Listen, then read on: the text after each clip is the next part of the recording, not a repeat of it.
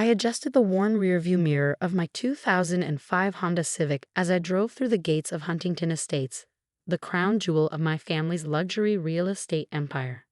The security guard did a double take when I showed my ID. Emma Huntington, granddaughter of the late Richard Huntington Sr., though you wouldn't know it by looking at me. My simple sundress from Target and scuffed sandals were a far cry from the designer labels my relatives wore. But then again, my $2,000 mobile home in Blue Creek Meadows was equally far from their multi-million-dollar mansions. Today marked 1 month since grandfather's passing, and the family had gathered for the official reading of the will. They'd already divided up most of his assets during the preliminary reading: the houses, the cars, the art collection. All that remained was the formal transfer of Huntington Luxury Properties, the $190 million company he built from the ground up. Everyone assumed Uncle Robert would get it all. He'd been running the company since my father, the eldest Huntington's son, died in a car accident 12 years ago. I was 16 then, and grandfather had taken me under his wing in a way the rest of the family never understood. Miss Emma Harrison, the elderly butler who'd known me since childhood, greeted me at the mansion's entrance. "It's good to see you." "You too, Harrison." I smiled, noticing how he still treated me with the same respect he'd shown when I lived here, before I chose my own path. The great hall was filled with familiar faces wearing unfamiliar expressions. My cousin Rebecca, dressed in Chanel, wrinkled her nose as I walked past. Aunt Patricia clutched her pearls dramatically. Uncle Robert barely glanced up from his phone. "Well, well," Rebecca's voice carried across the room. "Look who finally emerged from her trailer park." "Mobile home community," I corrected her calmly. "And I'm proud to live there." "Proud?" she laughed. "Of living in a metal box that costs less than my handbag." "At least she has a roof over her head." Aunt Patricia sighed. "Even if it is aluminum." I bit back a retort. They'd never understand why I chose to live in Blue Creek Meadows, why I'd turned down their offers of cushy corporate jobs to work with the community there. They'd never seen the families I helped find affordable housing, or the children who now have safe places to play. "Everyone, please take your seats," Mr. Goldman, grandfather's lawyer, called from the study doorway. "We're ready to begin." I took a seat in the back, away from the cluster of designer suits and perfume. Uncle Robert sat at the front, already holding a pen to sign the transfer papers. "Before we proceed," Goldman adjusted his glasses, "I have something to share. Mr. Huntington left a private letter to be read today." Uncle Robert waved his hand impatiently. Yes, Dad's final words of wisdom. Can we get to the paperwork?" Goldman pulled out an envelope, his expression unreadable. "This letter was written 6 months ago, and its contents affect the disposition of Huntington Luxury Properties." The room grew quiet. I felt something shift in the air. "My dear family," Goldman read, "if you're hearing this, I'm no longer with you. You're probably all gathered in my study, expecting a formal transfer of my life's work to Robert. But I've watched this family lose its way. We've forgotten what Huntington Luxury Properties was built on, not just luxury, but community. Not just profit, but purpose." Uncle Robert's face darkened. "What is this?" Goldman continued. "I've spent the last 5 years secretly watching all of you.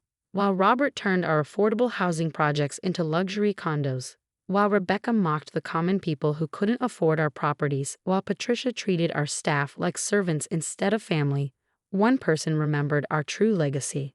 My heart stopped as Goldman looked directly at me. "Emma, my dear granddaughter, you alone understood. We chose to live in Blue Creek Meadows. They called you crazy. When you worked to help families find affordable housing, they called you naive. But you were living the principles this company was founded on." The room erupted in whispers. Rebecca's face had gone pale. "Therefore," Goldman's voice rose above the noise, "I, Richard Huntington Sr., hereby transfer complete ownership and control of Huntington Luxury Properties, valued at $190 million, to my granddaughter, Emma Huntington." Chaos erupted. Uncle Robert jumped to his feet, face purple with rage. "This is impossible. She lives in a trailer." "Mobile home," I corrected him again, my voice steady despite my racing heart. Goldman held up a stack of documents. "The transfer is complete and legally binding. All properties, assets, and operations now fall under Emma's control." "She'll destroy everything," Rebecca shrieked. She'll turn our luxury properties into homeless shelters. I stood up, feeling grandfather's strength flow through me. No, I'll restore this company to what it was meant to be, a force for both profit and positive change. You know nothing about real estate. Uncle Robert spat. Actually, I pulled out my own folder. I know quite a bit. Grandfather didn't just leave me the company, he spent the last 5 years teaching me everything about it. All those weekend visits to my trailer. We were reviewing operations, studying markets, planning the future. Their faces showed dawning horror as they realized the truth. While they'd been mocking my lifestyle, I'd been learning to run an empire. Goldman handed me another envelope. Your grandfather also left you this. Inside was a photograph. Young grandfather standing in front of his first property, a modest apartment building. On the back he'd written, "Never forget where we came from. Luxury means nothing without humanity. Show them the way, Emma." I looked around the room at my stunned relatives. Things are going to change at Huntington Luxury Properties. We'll still build beautiful homes, but we'll also build communities. We'll make profit, but not at the expense of people. This is business, not charity. Uncle Robert growled. No, I corrected him. This is both. That's what grandfather understood, and what you forgot. I walked to grandfather's desk, my desk now, and sat down. You all mocked my $2,000 mobile home because you thought it made me less than you. But grandfather saw it made me more connected, more understanding, more human. Rebecca was crying, mascara running down her cheeks. Aunt Patricia had collapsed onto a settee. Uncle Robert stood frozen, his world crumbling around him. You're all still family, I said more gently. You can still be part of this company if you're willing to embrace its true mission. But things will be different now. I pulled out my first executive order, already prepared with Goldman's help. Starting today, Huntington Luxury Properties will dedicate 30% of all new developments to affordable housing. We'll create mixed-income communities that benefit everyone. You'll ruin us, Uncle Robert whispered. No, I smiled, thinking of grandfather. I'll save us, both financially and morally. As my relatives filed out in various states of shock and rage, Harrison appeared with a cup of tea, served in the same chipped mug I'd used as a teenager. Your grandfather would be proud, he said quietly. I touched the photo of young grandfather, then looked out the window toward Blue Creek Meadows, my home, my community, and now the symbol of a new era for Huntington Luxury Properties. Let them sneer at my mobile home, I whispered. Some people measure success by the size of their house. Others measure it by the size of their impact. The mahogany-paneled conference room of Blackwood and Associates Real Estate fell silent as I spread out Grandpa's documents across the table. Mr. Blackwood himself, who'd been smirking at my presence just moments ago, now leaned forward, adjusting his designer glasses with trembling hands. This can't be real, my cousin Marcus stammered, his earlier laughter now caught in his throat. Oh, but it is, I said calmly, watching as the real estate agent verified each property deed. 47 properties across 3 states, total value, approximately $45 million, and all of them were transferred to me 6 months before Grandpa's death. But you're a high school art teacher, my Aunt Barbara shrieked, her perfectly manicured hands clutching her pearl necklace. Richard would never. Wouldn't he? I pulled out Grandpa's letter, the one he'd left with his lawyer. Maybe you should hear what he had to say about it. The lawyer, Mr. Chen, who'd been quietly observing until now, nodded and began reading. My dearest Emma, while the others saw your career choices beneath them, I saw someone who understood what really matters. You chose to enrich young minds rather than bank accounts. You saw value in creativity, not just currency. These properties aren't just buildings, they're opportunities to create something meaningful. Each one has potential beyond profit margins. I trust you'll see that potential just as you see potential in every student you teach. The others will be angry. They'll say you don't deserve this. But you're the only one who never asked for anything, who never expected anything. That's exactly why you deserve everything. Love, Grandpa. Marcus slumped in his chair, his designer suit suddenly looking more like a costume than clothing. Aunt Barbara had gone pale, probably remembering all the times she criticized my modest lifestyle at family gatherings. The transfer is completely legal, Mr. Chen continued. Miss Emma has full control of all properties, effective immediately. But what about the estate sale? Marcus protested weakly. The family mansion. Is one of the properties already in my name? I finished for him. Your $2 million bid was unnecessary. I own it. Along with the beach house you love so much, the ski lodge you bragged about last party, and yes, even that precious downtown office building you've been trying to acquire. Mr. Blackwood cleared his throat. Miss Wheeler, perhaps we should discuss your plans for the portfolio. Given your limited business experience, you mean my experience teaching kids to think creatively, to solve problems, to see possibilities others miss? I pulled out my tablet, displaying the plans I've been quietly developing. Let me show you what an art teacher can do with $45 million in real estate. The presentation silenced them all. The family mansion would become an arts education center, with affordable housing for teachers in the guest house. The beach property would host summer camps for underprivileged kids. The downtown buildings would combine commercial space with community arts venues. This is business suicide, Marcus scoffed, but his voice lacked conviction. Actually, Mr. Chin interjected, studying the numbers. These plans could increase property values by incorporating community engagement. Several major developers have been moving in this direction. Aunt Barbara stood up abruptly. Your grandfather would never have wanted his legacy turned into some sort of charity. No. I pulled out another document, Grandpa's original business plan from 1960. Before you all turned it into a luxury real estate empire, Grandpa's vision was about building communities, not just properties. I'm just bringing it back to its roots. The meeting continued for hours, with lawyers verifying every detail. By the end, there was no doubt. The art teacher they'd mocked now controlled one of the largest private real estate portfolios in the state. As they filed out, Marcus paused at the door. I never understood why Grandpa spent so much time at your art shows, he said quietly. Now I do. It wasn't about the art, I replied. It was about seeing value in things others dismissed. Something you might want to learn. Alone in the conference room, I looked at my reflection in the window. Still the same person in my thrift store blazer and sensible shoes. But now I had the power to prove that profit and purpose could coexist. My phone buzzed with a message from my students. Miss Wheeler, when are you coming back to class? We miss art. I smiled, thinking of the plans for the new art center. Soon, I typed back, and wait until you see what we're going to create together. Grandpa had given me more than property deeds. He'd given me the chance to show that true value isn't just measured in dollars and cents. It's measured in lives changed and communities built. The $20 bid they'd laughed at was now a $45 million lesson in humility. And this was just the beginning. 3 months into managing the property portfolio, I stood in the transformed main hall of what used to be the family mansion. Where crystal chandeliers once hung, student artwork now brightened the space. The formal dining room had become a bustling art studio, and the pretentious sitting rooms were now galleries showcasing local artists.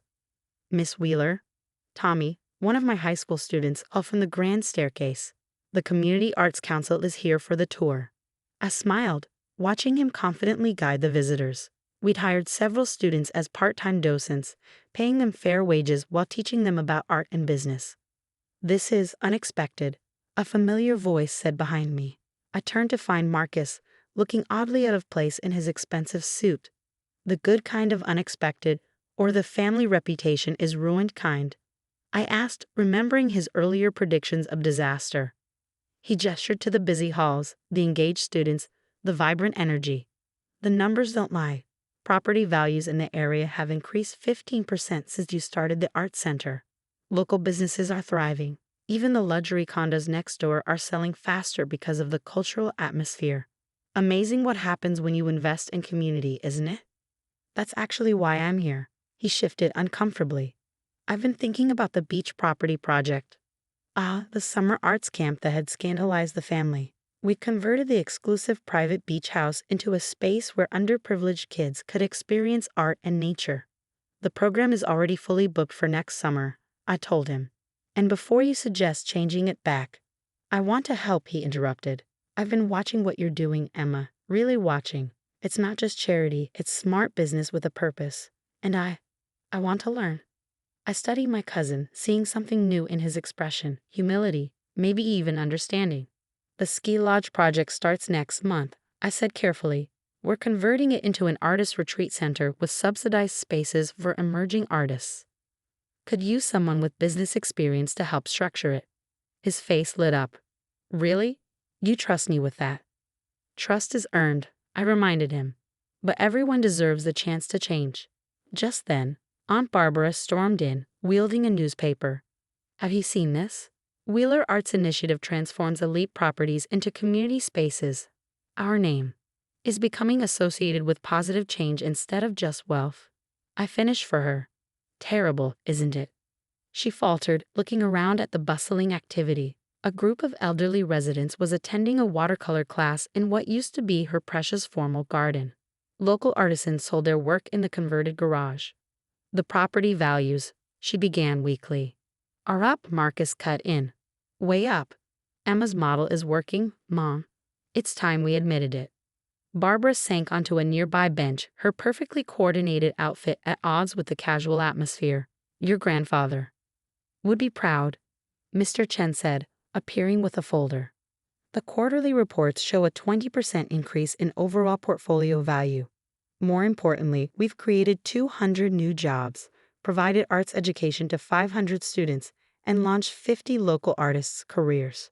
I handed Barbara a brochure for our latest project. We're converting that downtown office building you loved into a mixed-use space. Art studios, small business incubators, and yes, some luxury offices too. Want to be part of it? Me, she blinked. You used to teach piano before you married into the family, I reminded her. We're creating a music education wing. For the first time in years, I saw my aunt's carefully maintained facade crack. I did love teaching. Later that evening, as I locked up the art center, I found a package on my desk.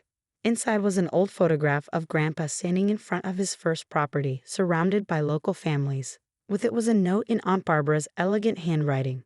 I found this in Richard's study. He always said real estate wasn't about buildings, it was about giving people spaces to build their dreams. I forgot that. Maybe you can teach me to remember. I pinned the photo next to the property deeds, a reminder that the most valuable assets aren't always the ones with the highest price tags. My phone buzzed with updates. Marcus had already drafted a business plan for the Artist Retreat Center, incorporating both sustainability and profitability. Barbara was organizing a benefit concert for the music education program. Even some of the other family members who'd initially opposed my vision were starting to come around. Looking out over the property that had once symbolized exclusivity and excess, I saw something different now: possibility, creativity, community. The $45 million portfolio wasn't just making money, it was making meaning. Tommy appeared at my office door. Miss Wheeler. Some of us were wondering, could we start a student-run gallery? We've been learning about business planning in school. And? Come in, I smiled, pulling out a notepad. Let's create something new. This was Grandpa's true legacy, not the properties themselves, but the potential they held to transform lives. The family that had laughed at my $20 bid was learning that real value isn't just about price tags and profit margins. It's about seeing the masterpiece in the blank canvas, the symphony in the silence, the community in the chaos. And sometimes it takes an art teacher to show the way. 1 year after inheriting Grandpa's portfolio, I stood at the podium during the opening of the Wheeler Arts Community Foundation. The transformed family mansion buzzed with energy, students leading tours, local artists showcasing their work, and community members filling every renovated space. The Wall Street Journal had just featured our success story. Art Teacher's $45 million property innovation, where luxury meets community. The article highlighted how our unique model had not only increased property values but also created a blueprint for sustainable community development. Remember when they laughed at your $20 bid? Marcus whispered as he joined me on stage. He'd become an invaluable partner, using his business expertise to expand our impact while maintaining profitability. Hard to believe it was just a year ago, I replied, watching Aunt Barbara lead a group of young piano students through their first public performance in our new music hall. The foundation announcement was significant. We were committing $10 million of our annual profits to arts education and community development. But more importantly, other real estate developers were starting to follow our model. Your grandfather left me something for today, Mr. Chen said, approaching with a sealed envelope. To be opened 1 year after the transfer. With trembling hands, I broke the seal. My dearest Emma, if you're reading this, you've proven what I always knew, that true vision sees beyond dollar signs. They laughed at your $20 bid because they couldn't see what you and I saw, that every space holds the potential for transformation. You've taken my buildings and turned them into canvases for change. You've shown that prosperity and purpose can dance together, that luxury can have heart, that community is the greatest investment of all. The others are probably learning this lesson now. Teach them well, as you've taught your students. Show them that their mockery of your $20 bid was really a mockery of their own limited vision. Keep painting possibility into every property. Keep sculpting success from service. Keep composing symphonies of social change. You're not just my hair, you're my masterpiece. Love, Grandpa. Looking out at the gathered crowd, I saw not just the fulfillment of Grandpa's vision, but the beginning of something new. The family that had once sneered at my career choice now worked alongside me. Marcus managing sustainable development, Barbara running music education, even our younger cousins interning in various community programs. Time for the announcement. Marcus nudged me toward the microphone. A year ago, I began this property symbolized exclusivity. Today, it represents possibility. We've proven that real estate can build more than buildings. It can build bridges, opportunities, and dreams. The numbers flashed behind me on the screen. 1,000 students served, 300 jobs created, 75 local businesses supported, and property values up 25% across the portfolio. Today, we're not just launching a foundation. I continued. We're launching a movement. The Wheeler Arts Community Foundation will partner with other real estate developers to replicate this model nationwide. Because every building can be a canvas for change, every property a platform for possibility. The applause was thunderous, but what moved me most was seeing my students leading the standing ovation. They'd learned more than art this year. They'd learned that value isn't just measured in dollars, that success can serve a greater purpose, that mockery often masks misunderstanding. Later, as the celebration continued, I slipped away to my office, still modest, still filled with student artwork. The framed $20 bill I tried to bid with hung beside Grandpa's photo, reminding me where this journey began. My phone buzzed with a message from a major developer wanting to partner with our foundation. Below was a text from Tommy, now heading to art school on a Wheeler Foundation scholarship. Thank you for showing us that anything is possible. I touched Grandpa's photo, smiling. He'd given me more than a $45 million portfolio. He'd given me the chance to prove that the greatest masterpieces aren't painted on canvas, but built in communities. Let them laugh at the $20 bid. We're creating something priceless.